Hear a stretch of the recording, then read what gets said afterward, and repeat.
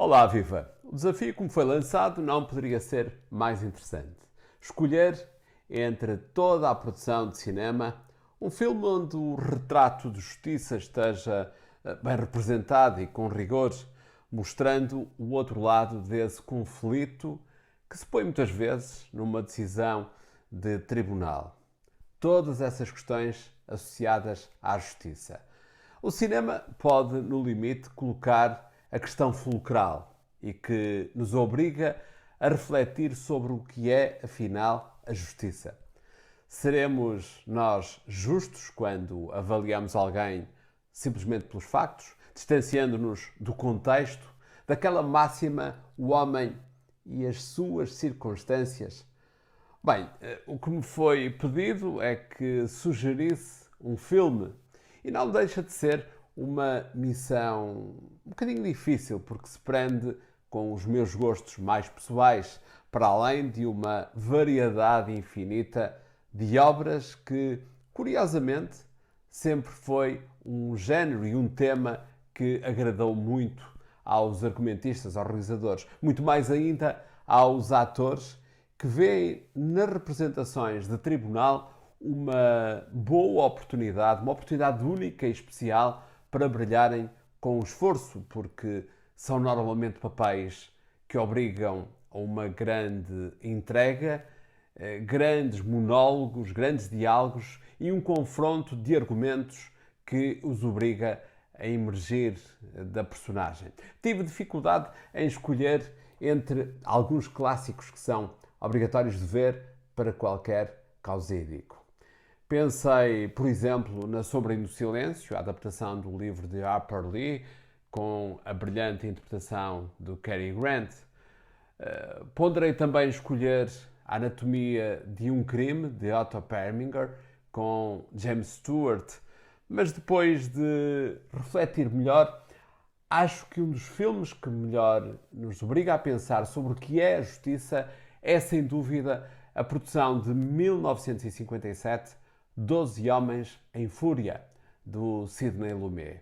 E explico aqui a importância desse filme na história do cinema e no tema que desenvolve. It's now your duty to sit down and try and separate the facts from the fancy. One man is dead, another man's life is at stake. O texto original que suporta este argumento é uma peça de teatro de Reginald Rose. Foi inicialmente uma peça escrita para televisão e, pelo êxito que obteve, foi depois representada nos palcos americanos. Tudo se desenvolve na sala de bastidores de um tribunal. Assistimos ao debate aceso de 12 jurados que têm que decidir sobre a pena ou inocência de um acusado. The death sentence is mandatory in this case. You're faced with a grave responsibility. Thank you, gentlemen. The alternate jurors are excused. Terminada a audiência de um julgamento de homicídio, os 12 elementos do júri recolhem-se para esta sala, de onde só saem após decisão de consenso sobre a pena a aplicar. O próprio espectador é levado inicialmente a pensar que não deve ser difícil decidirem, em poucos minutos de reflexão, concluindo o veredito, declarando culpado o jovem que está a ser julgado. Ele vem de um bairro pobre, é de etnia hispânica. No momento da votação, um dos jurados, Henry Fonda, vota contra a decisão dos restantes elementos do júri, levantando questões e muitas dúvidas. 11 guilty, 1 not guilty. Well, now we know where we are. Boy, oh boy, there's always one. So, what do we do now? I guess we talk. Boy, oh boy. You really think he's innocent? I don't know. Ele defende uma análise e debate mais cuidado. O jogo e a interação destas personagens é excelente. Aos poucos vão sendo levantadas dúvidas que levam a cada um dos elementos vá pondo em causa a decisão inicial. I honestly think the guy's guilty. Couldn't change my mind if you talked for 100 years. I'm not trying to change your mind. It's just that we're talking about somebody's life here. O autor da peça, Reginald Rose, esteve envolvido na adaptação ao cinema. Ele e Henry Fonda. Lideraram todo o processo e foram os produtores do filme. Foram também os responsáveis pela escolha de Sidney Lumet para realizar. Havia aqui algum risco nessa opção, porque se tratava da estreia na realização de Sidney Lumet. Era um nome que pouco dizia a Hollywood, vinha dos palcos de Nova Iorque, onde sempre foi ator desde a adolescência. Lumet foi um dos nomes envolvidos na famosa escola do Actors Studio, criando mais tarde, antes de chegar aos filmes, a sua companhia de teatro, encenando peças para o palco e televisão. Neste caso, e logo na sua estreia como realizador, saltou à vista a sua capacidade de explorar e gerar tensão entre as personagens neste ambiente fechado. Tudo a partir dos diálogos muito bem escritos, interpretados por grandes atores. Vamos, por isso, absorvendo a história. Cada espectador assume o papel de 13º jurado. Cada um vai construindo a sua narrativa, como se tomasse parte desta mudança de opinião, tal qual os outros elementos do júri. Os 12 jurados têm que votar no mesmo sentido. Tem que haver unanimidade. Há um raciocínio lógico, mas no cruzamento destes pontos de vista vão-se desbloqueando conflitos, preconceitos e até erros de percepção. I don't understand you people. I mean, all these picky little points you keep bringing up, they don't mean nothing. You saw this kid just like I did. You're not going to tell me you believe that phony story about losing the knife and that business about being at the movies? Look, you know how these people lie? It's born in them. I mean, what the heck? I don't have to tell you. They don't know what the truth is. And let me tell you, they don't need any real big reason to kill someone either. No, sir. O espaço claustrofóbico para estes 12 elementos força a uma tensão constante. Um nervoso miudinho. Cada jurado tem as suas particularidades, como que uma referência diferenciada dos padrões sociais.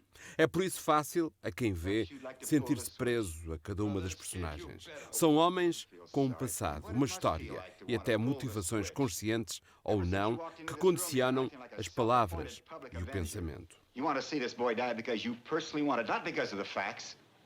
You're a sadist. Kill him, I'll kill him! You don't really mean you'll kill me, do you? Sidney Lumet estreou-se da melhor forma.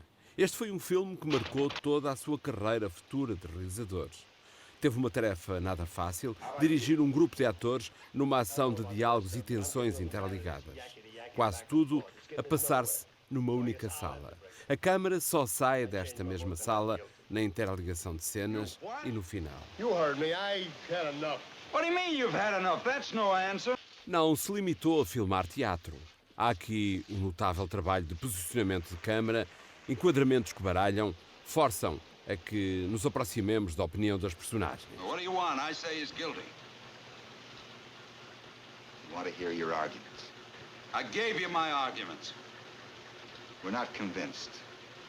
We want to hear them again. Consta-se que na preparação e ensaios, Sidney Lumet fechou os 12 atores durante longas horas, todos na mesma sala, obrigando-os a repetir vezes sem conta os seus diálogos, até atingirem o mesmo desgaste e cansaço das personagens.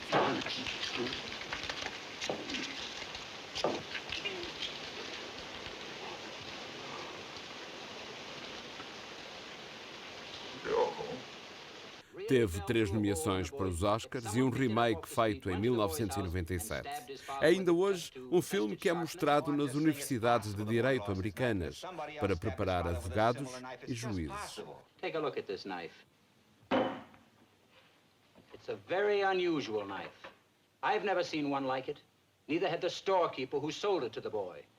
Aren't you asking us to accept a pretty incredible coincidence? I'm just saying a coincidence is possible. And I say it's not possible.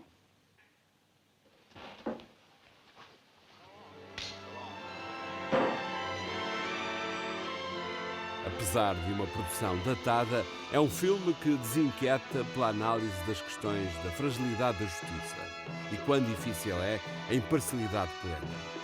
Tudo isto é mérito da história, dos desempenhos e, acima de tudo, do realizador.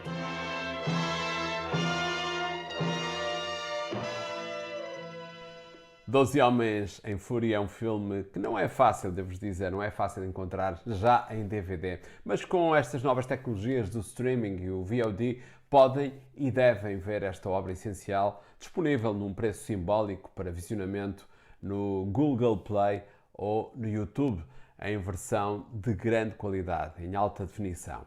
Um abraço, vemo-nos por aí, num cinema, quando abrirem, certamente. Deus.